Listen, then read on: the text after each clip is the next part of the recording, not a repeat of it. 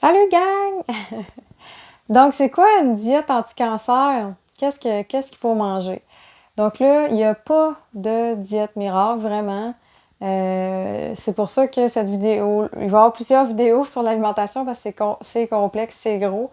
Mais moi, je vous arrive pas avec une diète, puis c'est ça qu'il faut que tu prennes, puis ça marche. C'est pas du tout ça. Au contraire, moi, je veux juste peut-être vous guider là-dedans. Donc, premièrement, ce qu'il faut, c'est qu'on est tous différents. Donc, faut s'écouter, faut écouter notre corps. On est tous différents, on a une génétique différente, on a des prédispositions différentes. Aussi, on a des âges différents. En vieillissant, la digestion est plus lente. Et moi, j'ai une digestion lente et je suis assez jeune. Mais dépendamment des traitements qu'on a eus, le cancer qu'on a eu, si on a un cancer qui est relié au système digestif, d'aller se faire une cure de jus intensive, je pense pas que c'est une bonne idée. De toute façon, tout ce qui est intensif, surtout quand on a des traitements de chimio, non, non, ne faites pas ça. Je l'ai fait. J'ai fait une hépatite auto-immune. Le foie n'en pouvait plus. Donc, ben oui, je sais. Moi, j'ai fait plein d'essais-erreurs. Je suis pas parfaite, là. Et donc, c'est ça. Rien d'intense. Et se connaître. Donc, regardez ses selles. Est-ce que j'ai des ballonnements? Prenez des notes. Est-ce que j'ai de la difficulté à digérer telle chose? Est-ce que je me sens plus fatiguée depuis que, je sais pas, j'ai arrêté de manger de la viande? Il me semble que je suis fatiguée. Moi, ça m'est arrivé. Et effectivement, j'ai eu une baisse même dans mon système immunitaire. J'avais aussi une baisse, je faisais de l'anémie carrément quand j'ai coupé toute forme de viande, poisson, tout compris. Donc moi, la diète végétalienne me convenait pas. C'était, sérieusement, je manquais de gras, là. C'était rendu que je mangeais des noix de cachou et que je mangeais du beurre d'amande à cuillère, en cachette, de dos, dans le frigidaire, sans que mon chum me voie. Non, mais, puis à un moment donné, voyons donc, mon corps me parlait. Mon corps avait besoin de protéines, avait besoin de matière grasse. Donc, écoutez votre corps. Super important. Deuxième principe, j'appelle ça des principes. Ah, j'improvise. Deuxième principe, c'est d'éliminer la majorité des produits industrialisés, des produits transformés. Les canages, tout ce qu'on retrouve dans des enveloppes, tout ce qui a une liste ça de longue d'ingrédients. On va essayer de manger des produits le plus naturels possible. Surtout si on a un cancer. Si on est en prévention, moi je le ferais aussi, gang de chanceux, mais c'est dans votre cours. Donc vraiment d'y aller avec des aliments simples. Je vais vous les nommer tantôt. Après ça, les choses à éviter aussi si on a un cancer, surtout les sucres raffinés. Sucre brun, tu sais, même s'il est bio, on va essayer de, je dis éliminer, limiter. Hein? On va y aller avec ça. Moi, je l'ai éliminé parce que j'étais intense, mais moi, je l'éliminerai. Allez-y comme vous voulez. Après ça, le fast-food, la friture. Puis quand je dis friture, si tu fais cuire tes légumes, tu mets bien de l'huile, c'est frit. Je le sais, mais c'est ça. Moi, quand j'ai compris ça, j'ai dit, oh, pas là, on mange frit tout le temps. Mais tu t'as de l'huile partout. Essayez de faire cuire vos... Moi, ce que je fais, c'est délicieux, cuisson vapeur. Si on fait cuire à la poêlonne, ben, un petit peu d'eau.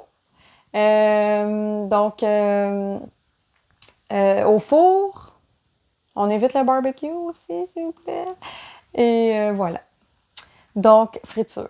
Éliminer la charcuterie aussi, bourrée de sel, d'agents de conservation cancérigènes, de charcuterie, là, pas juste les saucissons, là, je parle aussi ballonné. Hey, ballonné, s'il vous plaît. Non, non, ballonné, des saucisses qu'on sait pas trop ce qu'il y a là-dedans. Ça, c'est tous des aliments transformés, là, saucisses, là. Mais, tu sais, jambon fumé, ces affaires-là, on limite en tout cas, mais on élimine.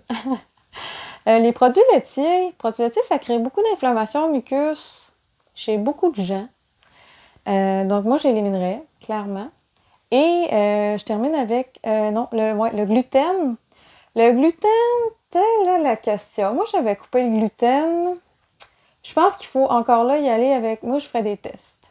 Donc, je sais pas, mettons, tu dis, OK, j'arrête, mettons, j'ai des ballonnements, j'arrête le gluten, mes ballonnements s'en vont. Ah, ben, c'est peut-être le gluten. Donc, essayez de faire des tests comme ça. Tu sais, si tu dis, ah, j'ai un ballonnement, qu'est-ce que j'ai mangé? Ah, j'ai mangé des toasts. Bon, je vais couper le gluten pendant, mettons, 10 jours, puis je vais noter un peu, hey, est-ce que ça a réglé mon problème ou pas du tout? Donc, ça se peut que tu n'es pas du tout intolérant au gluten. Puis c'est bon, là, ça peut être bon de manger du blé. C'est un prébiotique. Donc, faites des tests. Il faut se connaître, comme j'ai dit, le premier principe. Donc, voilà. L'alcool, c'est sûr, alcool, on va limiter sa consommation d'alcool. Le vin rouge a des propriétés anti-cancer, mais je sais, j'ai tellement... Et moi, j'ai su ça, genre, tard. J'avais coupé toute forme d'alcool. C'est sûr que, dépendamment de notre condition, tu sais, si ton foie est bien malade, on s'entend qu'on va essayer d'éviter tous les produits nocifs. C'est l'alcool, tu sais, ça reste du vin, là. Je le sais, là, mais ça reste que c'est pas si santé que ça non plus, ça reste de l'alcool. Mais bon, selon Dr Béliveau, 125 ml, tu sais, vraiment petite quantité, occasionnellement, c'est super. Là, parlant d'occasionnellement, c'est important d'avoir le troisième principe, de la flexibilité. Hein? On veut pas tout couper. Faut avoir du plaisir. C'est le fun de manger. Si c'est ta fête, hey, go for it! Prends-toi un morceau de gâteau au chocolat. Tu sais, vraiment, là, on peut pas tout couper nos plaisirs non plus, là, s'il vous plaît. Moi, j'ai beaucoup fait ça. Je sais, faites pas ce que je fais, faites ce que je vous dis. Non. Non, mais moi, j'ai beaucoup coupé au début, puis à un moment donné, je trouvais qu'il y avait un manque de flexibilité. Tu sais, à un moment donné, c'est un équilibre qu'on veut retrouver. Donc, mais c'est ça. Il faut que ce soit occasionnel, par contre. Donc, hein? Avoir du plaisir. C'est quoi les aliments maintenant à prioriser? Donc, fruits et légumes en tout genre. Là, je vais faire des vidéos qui vont être plus spécifiques là, pour c'est quoi les légumes, tu sais, qui ont plus de propriétés anti-cancer, les fruits et tout ça. Mais là, on fait une vue d'ensemble. Fruits et légumes. Donc, après ça, il y a les légumineuses, une source de protéines, excellent. On les fait tremper toute la nuit, c'est mieux. On les rince le lendemain, puis on les fait cuire.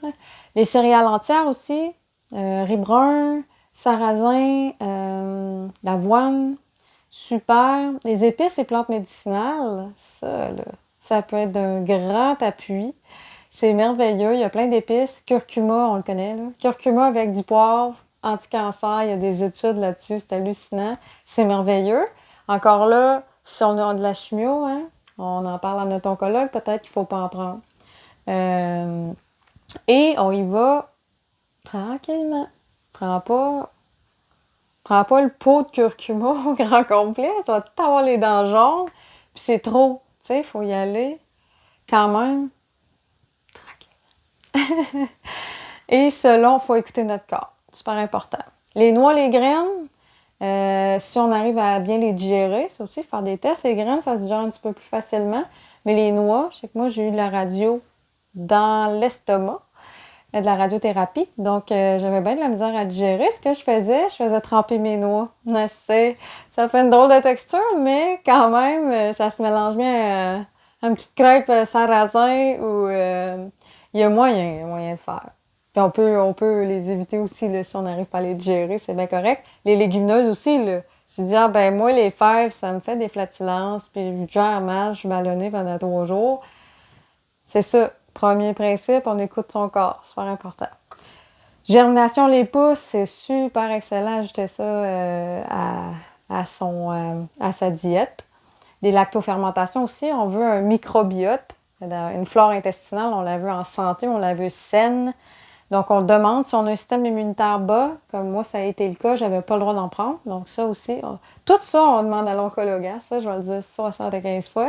Super important. On veut pas nuire, surtout pas. Donc, ouais, lactofermentation, il y a des kombucha sans sucre. Oui, il y en a, checker en arrière. Moi, ça m'arrive, là, des fois, pour fêter, là, un petit kombucha. Puis, tu sais, c'est vrai que c'est ça, ça nourrit ta flore. De l'eau, boire de la bonne eau. Si tu restes en ville, achète de l'eau.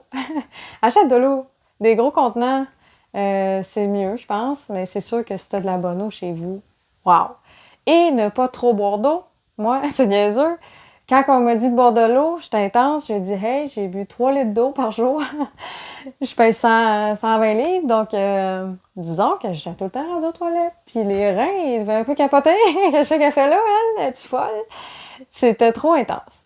Boire de l'eau, c'est à peu près, comme moi, mon poids, c'est à peu près 1 litre et demi par jour. Il y en a que ça peut aller à 2 litres. Les algues, ça peut être vraiment super bon aussi. Une bonne source de minéraux. On peut choisir des algues qui viennent du bas du fleuve. On a des belles compagnies là, qui font des algues. On ne veut pas des produits de Chine.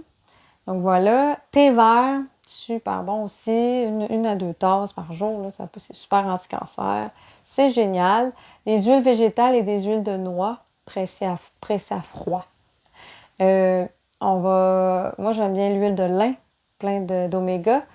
L'huile d'olive, propriété anti-cancer, super bon. L'huile de pépin de raisin qui, à haute température, ne se modifie pas et ne devient pas toxique. Donc moi, tu sais, des fois, pour faire cuire tes choses, juste huiler avec un essuie-tout ta poêle pour pas frotter pendant des heures parce que ça colle.